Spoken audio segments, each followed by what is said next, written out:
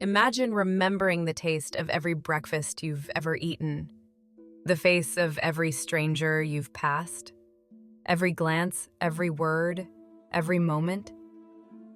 Now imagine never being able to forget them. Welcome back to Perhaps Maybe. This is quite the hypothetical question, isn't it? If you enjoy videos like this, please consider clicking like and also subscribing for more. At first, it sounds like a gift, like a cheat code for life. No more awkward silences trying to recall a name. No more lost passwords. No more retracing your steps to find your car keys. Every book you've ever read, available on command. Every lesson, every fact, every detail, perfectly intact. But the brain, it turns out, is designed to forget for a reason. And when we interfere with that, the consequences ripple far beyond just memory. We know this isn't purely hypothetical. There are real people who live something close to this. It's called highly superior autobiographical memory, or HSAM. Fewer than 100 known individuals worldwide have it. They can tell you what they ate for lunch on a Tuesday 10 years ago, what they wore, what song was on the radio. Their memory is flawless, but not always voluntarily. They don't choose what to recall. It comes uninvited, like living with a movie reel that never stops running. One woman with HSAM described it as being haunted.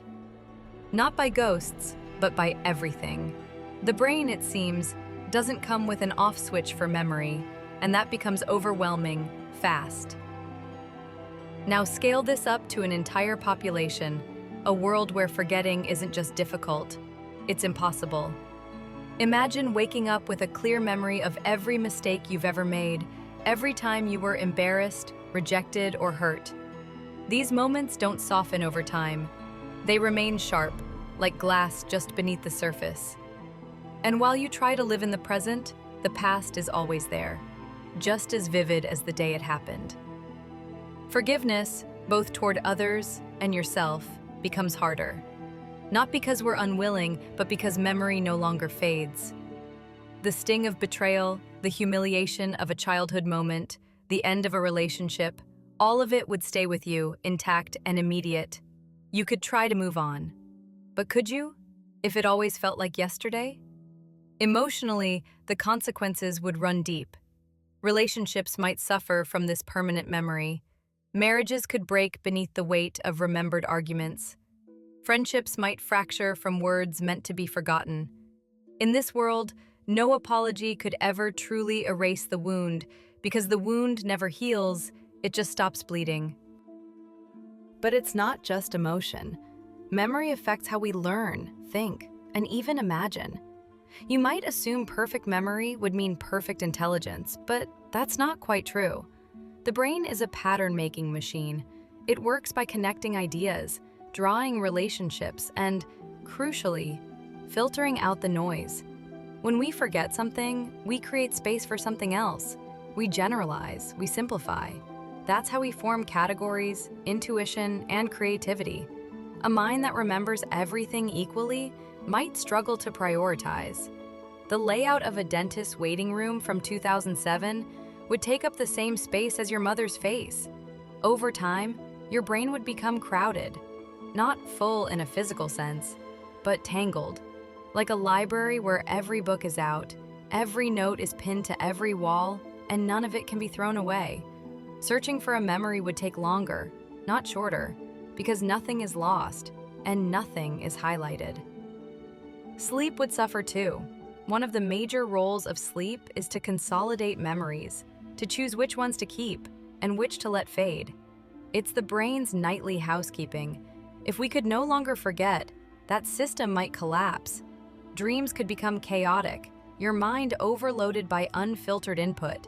You might wake up tired, or worse, confused, trapped in an endless stream of irrelevant data. We also rely on forgetting to form identity.